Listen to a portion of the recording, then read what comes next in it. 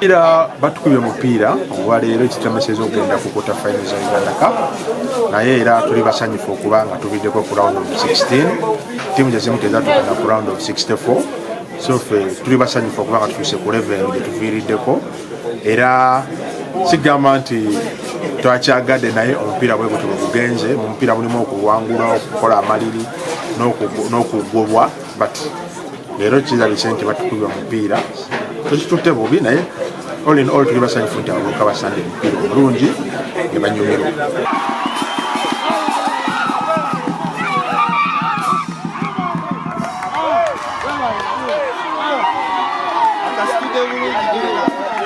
Tubangudde omupiira gwa leero kitegeeza nti tulina emikisa mingi okutuuka mu final. First half tusuubidwa chance